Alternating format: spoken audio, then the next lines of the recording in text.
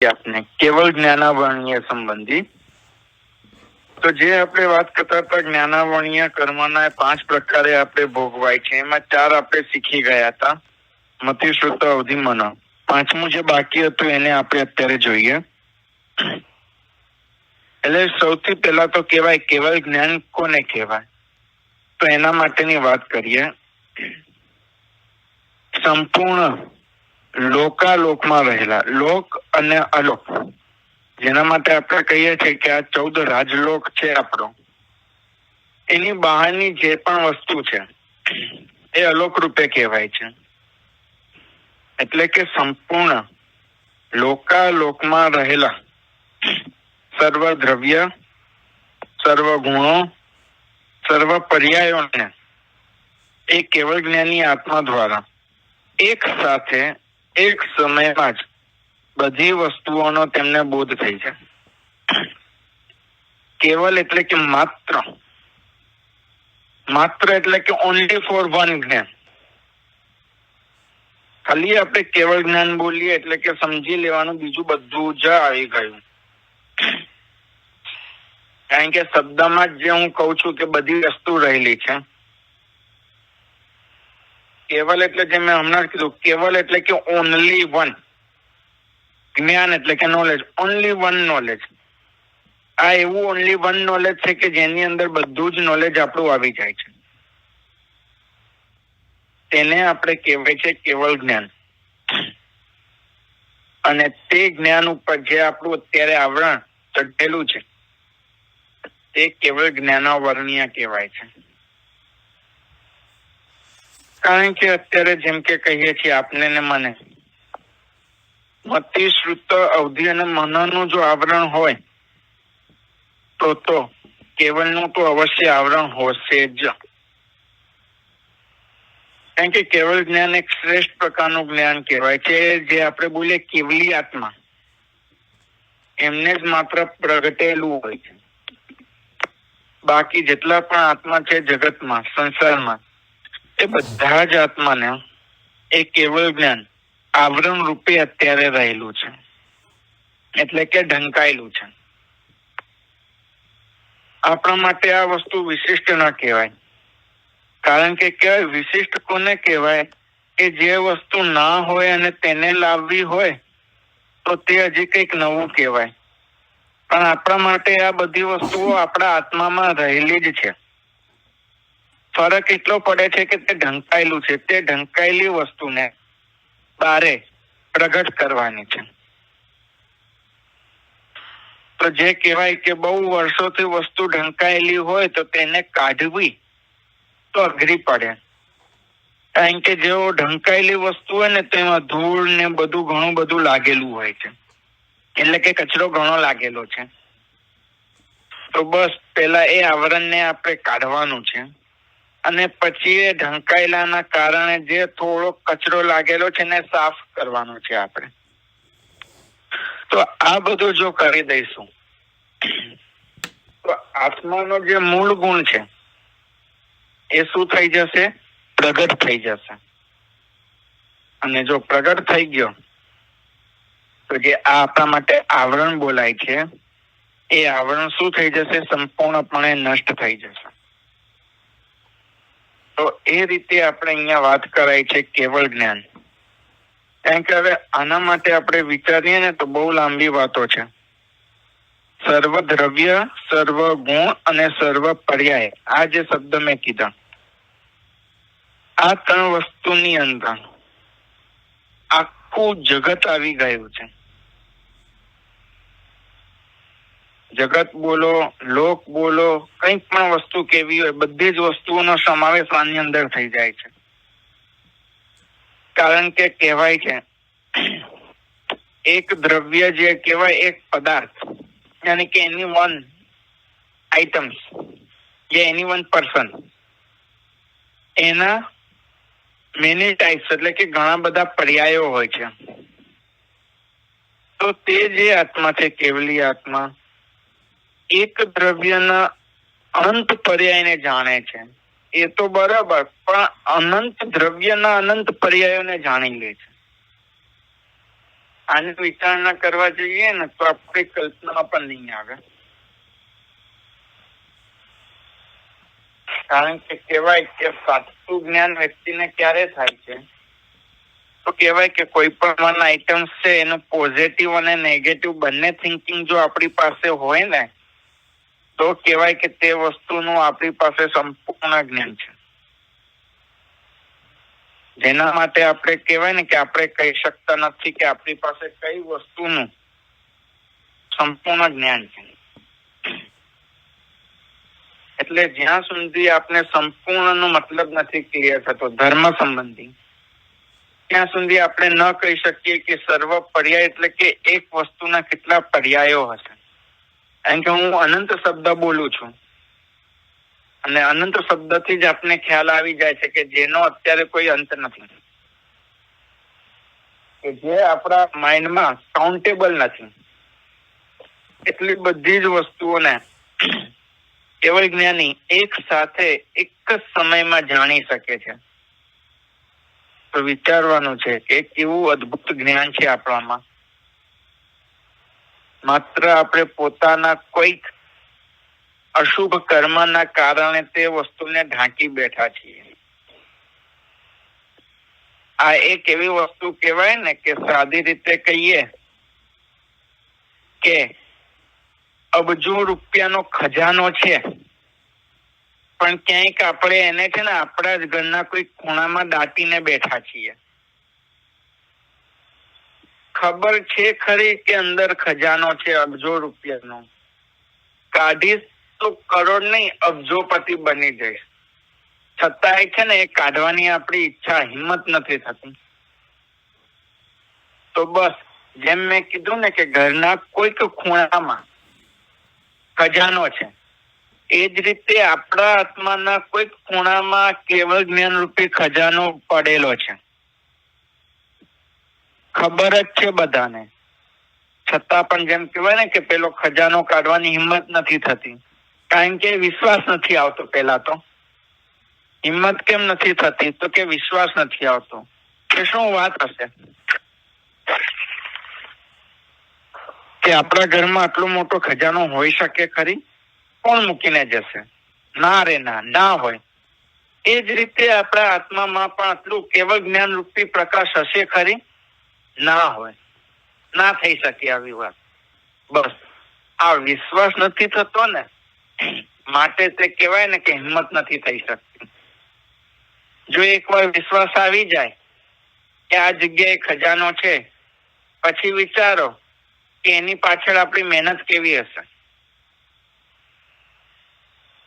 બસ જેટલી મહેનત ત્યાં હશે એ જ રીતે આપણે અત્યારે આપણા આત્મામાં જ્યાં રહેલો છે કેવળ જ્ઞાન રૂપી ખજાનો, એને બહાર પ્રગટ કરવામાં મહેનત કરવાની છે. જો એ મહેનત સફળ થઈ ગઈ ને તો સમજી લો કે બધું જ સુધરી જશે. જેમ કે કહીએ કે અબજો રૂપિયાનો ખજાનો જો મળી જાય તો કહી શકાય કે 7 પેઢીને જલસા થઈ જશે. બસ એ જ રીતે જો કેવળ જ્ઞાન રૂપી ખજાનો મળી ગયો ને ખુલી ગયો ને, બસ બધા ભવો સુધરી જશે. તો એવા કેવળ જ્ઞાનની વિચારણા આપણે કરવાની છે. એટલે મેં શરૂઆતમાં જ કીધું કે જેટલી વિચારણા આ 5 જ્ઞાન માટે કરીએ ને એટલી ઓછી છે. આ તો આપણે માત્ર કહેવાય કે અઠવાડિયા કે 10 દિવસમાં વિવરણ કરીએ છીએ. બાકી તો અમુક પુસ્તકો એવા છે કે જેનામાં તો 4-4, 6-6 મહિના આ જ 5 વસ્તુ ઉપરના વિવરણો બતાવેલા છે. એ જો એની ઉપર વિવરણ કરવા જઈએ ને તો 6 મહિના તો કમસે કમ નીકળી જાય. તો બસ હું એમ કહેવા નથી માંગતો કે આનું વિવરણ આટલું લાંબુ હશે. હું એટલું કહેવા માંગુ છું કે આના વિવરણમાં બહુ સરસ વાતો બતાવેલી છે. જો એને સારી રીતે સમજી જઈએ ને તો બસ આ ભાવ પાર થઈ જશે અને સાચી વસ્તુ શું છે એની સમજણ આવી જશે. તો પછી કોઈ પણ પ્રકારનો રોગ હોય, કોઈ પણ પ્રકારની બીમારી કેમ ના હોય, કોઈ પણ પ્રકારની પરિસ્થિતિ કેમ ના હોય, આપણે તેની સામે લડી શકીશું. કારણ કે એક વિશ્વાસ જો મનમાં ચડી જશે ને કે જે થાય છે તે કર્મના લીધે થાય છે, બસ પછી એ વસ્તુની સામે લડવાની શક્તિ ઓટોમેટિક આવશે. કારણ કે એટલું જો સમજણ છે કે આ બધું આપણા કારણે, આપણા પોતાના કર્મના કારણે છે, તો બસ તો એને આપણે સારી રીતે લડી શકીશું. તો બસ આ જ બધી વસ્તુઓને આપણે અહીંયા શું કરવાની છે? વિચારણા કરવાની છે. અને આ વિચારણા કરતા કરતા, ચિંતન કરતા કરતા, મનન કરતા કરતા આપણે આપણા બધા જે આવરણ જ્ઞાનાવર્ણ્ય કર્મ છે એને તોડીને શ્રેષ્ઠ એવું કેવળ જ્ઞાન આદિની આપણે શું કરવાની છે? પ્રાપ્તિ કરવાની છે. તો આ વાત આપણે કરી કેવળ જ્ઞાનની. કાલે હું વાત આપને કરી રહ્યો હતો, છેલ્લે એક લાઈન મેં કીધી હતી અબાધાકાર માટે કે જ્ઞાનાવર્ણ્ય કર્મની સ્થિતિ જગનની અંતર્મૂળભૂત છે અને ઉત્કૃષ્ટ 30 કોડાકોડી સાગરો પંપની છે. અને એનો અબાધાકાર પણ જગનની અંતર્મૂળભૂત છે અને ઉત્કૃષ્ટ 3000 વર્ષનો છે.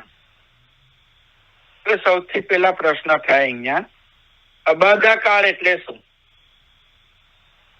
Vote is the meaning of અબાધાકાર? કોઈને ખ્યાલ છે? તો આને છે ને આપણે શબ્દની સાથે જ છે ને બાંધીને યાદ રાખીએ તો સૌથી સરળ બેસી જાય. અબાધા, કાળ એટલે કે ટાઈમ, સમય. બાધા એટલે કે જે ઉદયમાં આવે તે, અને અ એટલે કે ન.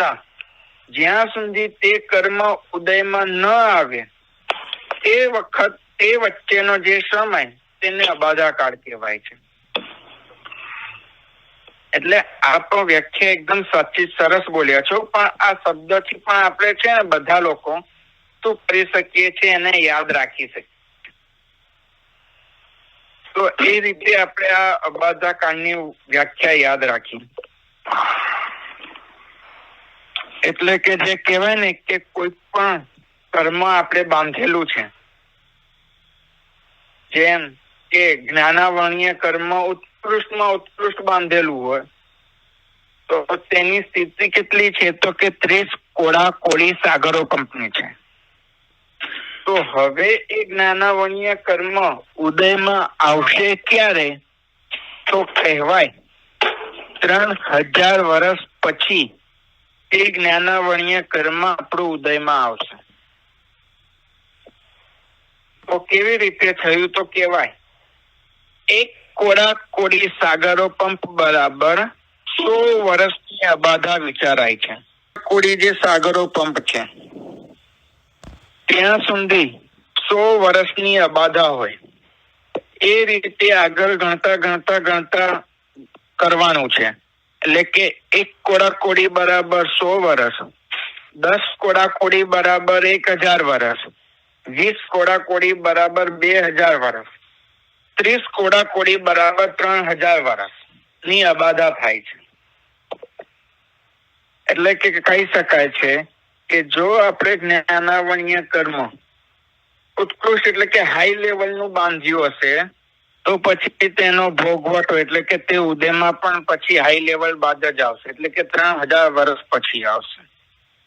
તો જે હું બોલું છું 3000 વર્ષ પછી આવશે, તો આ જે 3000 વર્ષનો જે ગાળો કહેવાય આપણા માટે, તેના માટે શાસ્ત્રકારે નામ આપ્યું કે અબાધાકાળ.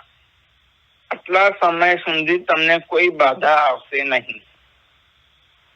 તો આ વાત આપણે થઈ અબાધાકાળને લઈને. અને જો જગન્ય અંતર્મુહૂર્તમાં જો આપણું બંધ હશે તો તેની અબાધા પણ અંતર્મુહૂર્તની જ હશે. કારણ કે કહેવાય અંતર્મુહૂર્તના પણ છે ને અનેક પ્રકારના ભેદો છે. સાદી રીતે તો આપણે 3 બોલીએ છીએ, જગન્ય, મધ્યમ અને ઉત્કૃષ્ટ. પણ વિશિષ્ટ રીતે જો વિચારવા જઈએ તો અંતર્મુહૂર્ત પણ અનેક પ્રકારે છે. તો બસ એમાં પણ તે સ્વરૂપની અબાધા કાળની આપણે શું કરી શકાય છે? વિચારણા કરી શકાય છે. તો આ વાત આપણે કરી જ્ઞાનાવર્ણ્ય કર્મની સ્થિતિ અને તેની અબાધા. તો આની સાથે આપણો જે જ્ઞાનાવર્ણીય કર્મનો વિસ્તાર હતો એ પૂર્ણ થાય છે. તો આપણા ઉદ્ભવેલા બે પ્રશ્ન જે છે એને હવે આપણે જોઈએ. તો સૌથી પહેલો પ્રશ્ન જે મેં હતો, મતિ અને શ્રુતમાં તફાવત શું છે અને 5 જ્ઞાનનો ક્રમનો કારણ શું છે એ આપણે વિચારીએ. હવે તો સૌથી પહેલા આપણે વિચારીએ છીએ મતિ અને શ્રુતની વાત. તો સાદી રીતે આપણે આપણા આત્મા સંબંધી વાત કરીએ તો આપણા આત્માના અનંત ગુણો રહેલા છે જે શાશ્વત ભાવે છે અને જીવની સાથે છે અને હંમેશા એની સાથે જ રહેવાના છે. ક્યારે પણ એ જે શાશ્વત ભાવો છે, જે શાશ્વત ગુણો છે, એ ક્યારે નાશ નથી થતા. પરંતુ જે આપણા ક્ષાયિક ભાવ જે કેવળ જ્ઞાન આદિ છે એ જ્યાં સુધી આપણી અંદર પ્રગટ નથી થતું ત્યાં સુધી ક્ષયોપસમ ભાવના કારણે આપણી અંદર રહેલા જે અનંત ગુણો છે તે ઓછા વત્તા પ્રમાણમાં આપણી અંદર પ્રાપ્ત થશે. જેમ કે સાદી રીતે આપણે કહીએ કે જ્યાં સુધી આપણે બધાને કેવળ જ્ઞાનની પ્રાપ્તિ નથી થતી ત્યાં સુધી આપની અંદર અને મારી અંદર જે જ્ઞાનો છે એ ઓછા વત્તા પ્રમાણમાં રહેલા છે. આપનામાં વધારે પ્રમાણમાં હશે તો કોઈક વસ્તુ મારામાં ઓછા પ્રમાણમાં હશે. તો આ બધી વસ્તુઓ જે છે એ ક્ષયોપશમના ભાવના કારણે થાય છે. જેમ જેમ એમાં વિશુદ્ધિઓનું પ્રમાણ વધઘટ થયા કરે છે તેમ તેમ તે આપણા જે અનંત ગુણો છે એમાં પણ શું થાય છે? વધઘટ થયા કરે છે. તો એ બધી વાતોને લઈને આપણે વાત કરીએ છીએ મતિ અને શ્રુત. તો મતિ માટે આપણે કહેતા હતા મતિ એટલે કે બુદ્ધિ. તો બીજી રીતે આપણે એમ કહેવાય છે મતિ એટલે કે મનન, ચિંતન, વિચાર. અને શ્રુત એટલે કે શું કહેવાય? શ્રવણ, સાંભળવું અથવા તો બોલવું, કહેવું કંઈક. તો અહીંયા વાત છે કે સૌ પ્રથમ માણસ શું કરે છે તો કહેવાય કે વિચારે છે, ચિંતન કરે છે. ત્યારબાદ શું કરે તો કે વ્યક્તિ બોલે છે. એટલે એના માટે એવું કહેવાય છે કે જ્યારે માણસ વિચારતો હોય છે ત્યારે તે વસ્તુ મતિ જ્ઞાન સ્વરૂપે હોય છે. જેમ કે કહીએ પાંચે ઇન્દ્રિય, જે આપણી 5 ઇન્દ્રિય છે એ પોતપોતાના જે વિષયો છે, એટલે કે બધી ઇન્દ્રિયોના અલગ અલગ વિષયો હોય છે. જેમ કે જ્ઞાન કહું તો જ્ઞાનનો વિષય શું છે તો કે ગંધનો છે. રસનેન્દ્રિય કહું તો એનો વિષય રસ છે. સ્પર્શેન્દ્રિય કહું તો એનો વિષય સ્પર્શ છે. એ રીતે 5 ઇન્દ્રિયોના જે અત્યારે મૂળ 5 વિષયો છે એ ઇન્દ્રિયોના લીધે એ 5 વિષયોનો આપણે શું થાય છે? બોધ રૂપે, વિચારવા સ્વરૂપે તે વસ્તુ બને છે. એટલે કે કહેવાય કે પહેલા આપણે તે વસ્તુને વિચારીએ છીએ, સમજીએ છીએ, જાણીએ છીએ ને પછી એને બોલીએ છીએ. એટલે એટલા માટે કહી શકાય કે છદ્મસ્ત જીવને પ્રથમ મતિ જ્ઞાન છે અને પછી શ્રુત જ્ઞાન છે. કારણ કે જે હું કહું છું કે વાક્ય આપણે આવું બોલીએ છીએ ને કે પહેલું મતિ અને બીજું શ્રુત. આ જ વસ્તુ આપણે મતિ અને શ્રુતના તફાવતને સમજાવે છે. કારણ કે વિચારો કે જો બંનેમાં તફાવત ના હોત તો આપણે આવું વાક્ય ના બોલત કે પહેલા મતિ અને પછી શ્રુત. તો બંને સાથે જ હોત એવું આપણે કહી શકતા. એ જ વસ્તુને ધ્યાનમાં રાખવાની છે. એ જ વાક્યને આપણે ધ્યાનમાં રાખી અને વાત કરીએ છીએ. અને કદાચ વિચારીએ તો બીજું પણ એક કારણ આમાં કહેવાય. મતિ જ્ઞાન છે એ શ્રુત જ્ઞાન માટેનું કારણ મનાય છે, રીઝન મનાય છે. કારણ કે વિચારીએ કે સૌ પ્રથમ કારણ હોય પછી એનું કાર્ય થાય. એટલે મતિ જ્ઞાન એક પ્રકારનું કારણ છે અને શ્રુત જ્ઞાન એનું એક ફળ છે. કારણ કે સમજો અહીંયા કે જે હું અત્યારે પેલા વિચારું છું અને પછી બોલું છું, એમને હું કઈ પણ શબ્દ બોલી રહ્યો નથી. ભલે લાગતું હોય કે અહીંયા તો અત્યારે સમયમાં બોલે જ છે, પણ જ્યારે હું બોલું છું ત્યારે પાછળના શબ્દનો હું સાથે સાથે વિચાર પણ કરું છું. તો અર્થાત એમ થયું કે પહેલા જે મારો વિચાર થાય છે એ પછીની મિનિટમાં એને હું શબ્દ રૂપે પરિવર્તિત કરું છું. એ જ નક્કી થાય છે કે સૌ પ્રથમ મતિ છે અને પછી તે શું થાય છે, શ્રુત બને છે.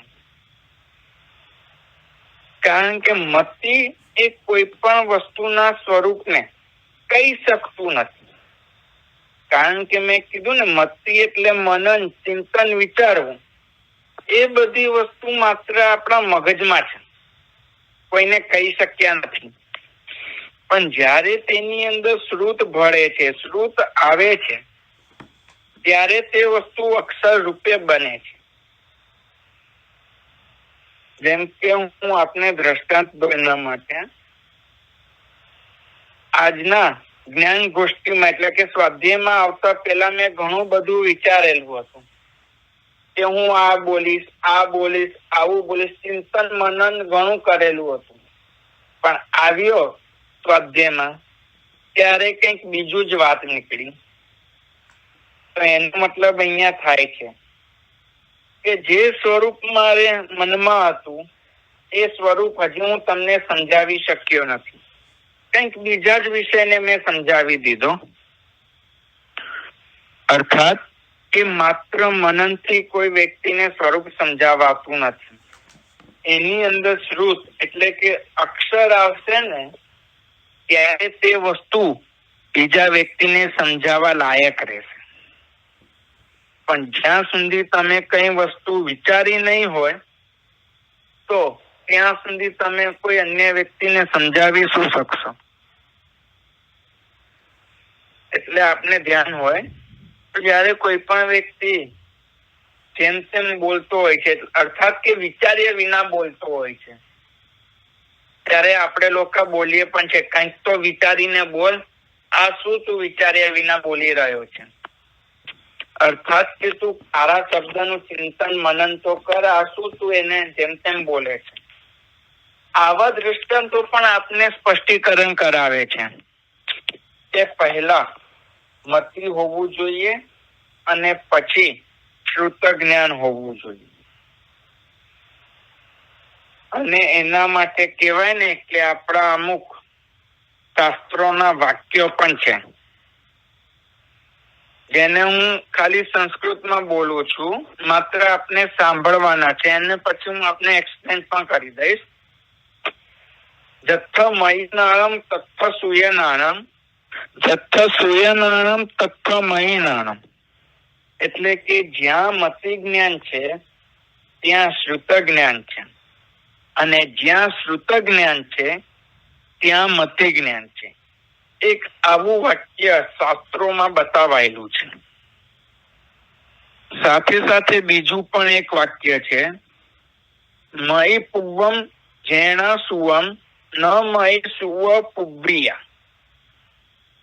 એટલે કે કહેવાય મતિ પૂર્વક ન મયી, મતિ વિનાનું ન હોય. બસ આ ભલે અમુક આપણા આગમના વાક્યો આપણે ખબર ના હોય, સંસ્કૃતમાં હશે, ગુજરાતીમાં હશે, પ્રાકૃતમાં હશે, તો પણ એને આપણે અત્યારે સાંભળવાના છે. કારણ કે કેવાશે જેમ જેમ આપણે સાંભળીશું તેમ તેમ તે વસ્તુ આપણા માટે સરળ બનતી જશે. સૌ પ્રથમ બધી વસ્તુ અઘરી લાગશે, કઠિન લાગશે, પણ જેમ જેમ આપણે એનું રિપીટ કરતા જઈશું તેમ તેમ તે વસ્તુ સરળ બનતી જશે. માટે મેં આવા વાક્યો આપની સમક્ષ રાખ્યા છે. તો એટલા માટે કહી શકાય છે કે જ્યાં મતિ છે ત્યાં શ્રુત છે, પણ મતિ વિનાનું શ્રુત પણ કશું કામનું આવતું નથી. એટલે આ આપણો અત્યારે તફાવત જોયો આપણે મતિ જ્ઞાન અને શ્રુત જ્ઞાન વચ્ચેનો. તો હવે આની સાથે આપણે બીજી વસ્તુને પણ જોઈ લઈએ. 5 જ્ઞાનનો જે ક્રમ છે એને વિચારીએ. તો એના માટે આપણે કહેવાય છે,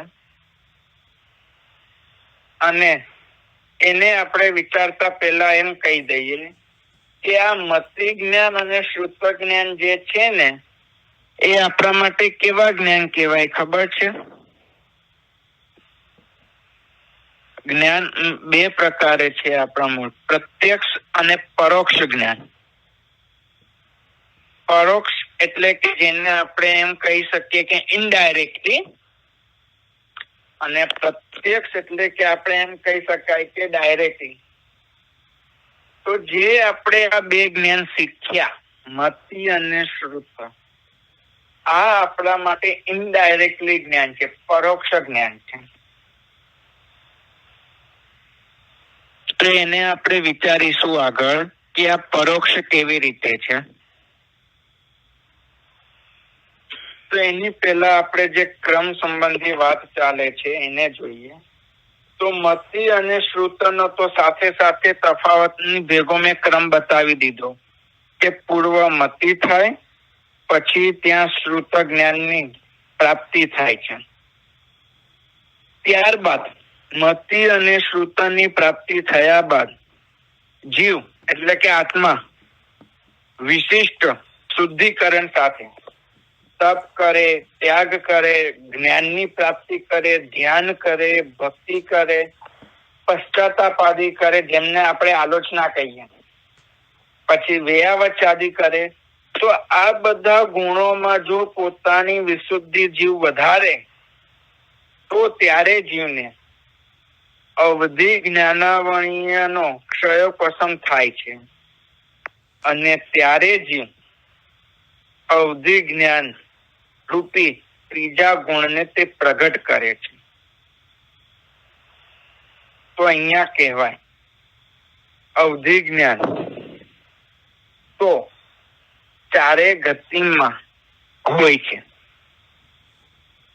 અવધિ કહી શકીશું, અને જો કોઈ મિથ્યાત્વી આત્મા હશે તો તેને વિભંગ જ્ઞાન કહીશું, એટલે કે વિપરીત જ્ઞાન કહીશું. અવધિથી વિપરીત જ્ઞાન. તો પણ સૌથી પહેલા એમ વિચારીએ કે 4 ગતિમાં જ્ઞાન છે તો કે કેવી રીતે છે. જ્યારે આત્મા દેવ અને નરકમાં હોય છે ત્યારે તે આત્માને ભવ સ્વભાવે એમને તે જ્ઞાન હોય. એનો મતલબ થાય છે કે જો આ જીવ દેવ કે નરકમાં જશે, જન્મતાની સાથે જ તે જીવને અવધિ અથવા વિભંગ જ્ઞાન હશે. પણ જો કોઈક જીવ મનુષ્ય કે તિર્યંચમાં હશે, જેમ કે આપણે લોકો મનુષ્યમાં છીએ, તો આપણા જેવા જીવને આ જ્ઞાન પ્રગટ કરવા માટે જે મેં ઉપર કીધું ને, તપ, ત્યાગ, જ્ઞાન, ધ્યાન, ભક્તિ, વેયાવચ આદિ વિશિષ્ટ ગુણોને વધારવા પડશે. અને આના કારણે આપણા આત્મામાં ગુણ પ્રગટ થાય. કયું? તો કે અવધિ જ્ઞાન રૂપી ત્રીજું ગુણ આપણા આત્મામાં પ્રગટ થશે. શરૂઆતમાં રહેલા જે જીવો છે, મિથ્યાત્વી વગેરે જીવો, એ બધાને આ જ્ઞાન વિભંગ જ્ઞાન રૂપે હશે, અને પછી જે શ્રેષ્ઠ આત્મા હશે એ બધા આત્માને આ બધું જ્ઞાન અવધિ જ્ઞાન રૂપે હશે. તો કહેવાશે કે આ જીવના પરિણામના આધારે અને જીવની વિશુદ્ધિના આધારે આપણે નક્કી કરી શકીશું કે આત્મામાં વિભંગ જ્ઞાન છે કે અવધિ જ્ઞાન છે. તો કહી શકાયું આપણે અહીંયા કે મતિશ્રુત પછી જે વિશિષ્ટ આરાધના આદિ કરી એના આધારે અવધિ જ્ઞાનની પ્રાપ્તિ થઈ, અને ત્યાર પછી સંયમ ભાવમાં દ્રઢતા આવી. ત્યારબાદ આત્માના પરિણામમાં હજી વિશુદ્ધિની પ્રાપ્તિ થઈ, તો તે મનોપર્યવ જ્ઞાનની પ્રાપ્તિ કરાવે છે. કારણ કે જેમ હમણાં કીધું કે અવધિ જ્ઞાન છે ને ચારે ગતિમાં હતું, પરંતુ મનોપર્યવ જ્ઞાન છે ને માત્ર ને માત્ર મનુષ્ય ગતિમાં જ છે.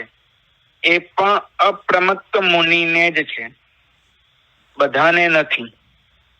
માટે કહી શકાય કે અવધિ પછી જ મનોપર્યવ જ્ઞાન હોઈ શકે. અને આ ચાર જ્ઞાનની પૂર્ણાહુતિ થાય, જીવ મોક્ષ તરફ જઈ રહ્યો છે, સપક્ષ શ્રેણીને માંડી રહ્યો છે, જીવ છેલ્લા ગુંઠાણાઓમાં પહોંચી રહ્યો છે, 13મા ગુંઠાણે 14મા ગુંઠાણે, ત્યારે જે જીવને સંપૂર્ણ જ્ઞાનનો અનુભવ થાય છે, અનંત આનંદનો, અવ્યાબાદ સુખનો જે એને આનંદ થાય છે, પ્રાપ્તિ થાય છે, ત્યારે કહી શકાય છે કે તે ગુણ, તે આત્માને કેવળ જ્ઞાનની પ્રાપ્તિ થયેલી હશે. તો આ પ્રમાણે જેમ જેમ પ્રાપ્તિ થાય છે, એટલે કે અંદર આપણી અંદર આવે છે, આ પ્રગટ થાય છે ગુણ, આવે છે ના કહી શકાય, આ ગુણ જેમ જેમ પ્રગટ થાય છે તેના આધારે આપણે પાંચે જ્ઞાનનો ક્રમ નિર્ણિત એટલે કે નક્કી કરી શકીએ છીએ. કારણ કે આ બધાને 14 ગુંઠાણા તો ખબર જ હશે. તો એના આધારે પણ આપણે કહી શકાય છે કે વિભંગ જ્ઞાન શરૂઆત મતિ શ્રુત જ્ઞાન પહેલા ગુંઠાણે પણ હોય છે, વિભંગ જ્ઞાન પહેલાથી આગળના ગુંઠાણે હોય છે, અવધિ જ્ઞાન પછી આવે, 7મા ગુંઠાણે મનોપર્યવ જ્ઞાન હોય, અને પછી 13મા ગુંઠાણે કેવળ જ્ઞાન હોય. તો જેમ જેમ જીવ આગળ ચઢે છે ગુંઠાણાઓમાં, તેમ તેમ તે જીવને ઉપરના જ્ઞાનોની પ્રાપ્તિ થાય છે, તે સહજ છે. તો આના આધારે આપણે કહી શકાય છે કે આ જે 5 ક્રમ બતાવેલા છે તે ક્રમ યથાયોગ્ય એટલે કે બરોબર જ છે. તો એનાથી આપણે 5 ક્રમને પણ નિર્ણિત કરી શકીએ છીએ. કારણ કે મતિશ્રુત, આને શોર્ટમાં કહો, મતિશ્રુત બધાને જ હોઈ શકે છે, નિગુદમાં રહેલા જીવને પણ હોઈ શકે છે. એટલે સ્ટાર્ટિંગ એ 2 છે બરોબર છે. પછી અવધિ જ્ઞાન તો કહેવાય કે 4 ગતિમાં જ છે, એટલે મતિશ્રુત કરતા સારું છે. પછી મનોપર્યવ જ્ઞાન માત્ર મનુષ્યમાં જ છે, એ પણ મુનિને જ છે. કારણ કે અવધિ તો કદાચ શ્રાવકને પણ થઈ શકે, કદાચ કહું છું, 100% હું નથી કહેતો, કદાચ શ્રાવકને પણ થઈ શકે, પણ મનોપર્યવ જ્ઞાન તો માત્ર મુનિને જ થાય. એટલે અવધિ કરતા મનોપર્યવ જ્ઞાન શ્રેષ્ઠ બની ગયું. એટલે એના પછીનો ક્રમ આવ્યો, અને કેવળ જ્ઞાન માટેની તો વાત જ ના થાય, એ તો સર્વશ્રેષ્ઠ છે. માટે મનોપર્યવ જ્ઞાન પછી કેવળ જ્ઞાનનો ક્રમ બતાવ્યો છે. તો આ રીતે કરીને આપણે 5 ક્રમની વિચારણા કરી. તો હવે જે એક લાઈન જે આપણી બાકી છે જ્ઞાનાવર્ણ્ય માટે, એને આપણે હવે પછી જોઈશું, કારણ કે એની પણ થોડીક સમજણ આપવાની છે. જે મેં તમને કીધું ને કે મતિ અને શ્રુત જ્ઞાન પરોક્ષ છે, એટલે કે ઇનડાયરેક્ટલી છે. અવધિ, મનોપર્યવ જ્ઞાન અને કેવળ જ્ઞાન તે ડાયરેક્ટલી છે. એ કઈ રીતે છે એની ચર્ચા, એની વિચારણા આપણે આવતા સ્વાધ્યાયમાં કરશું. જય જિનેન્દ્ર.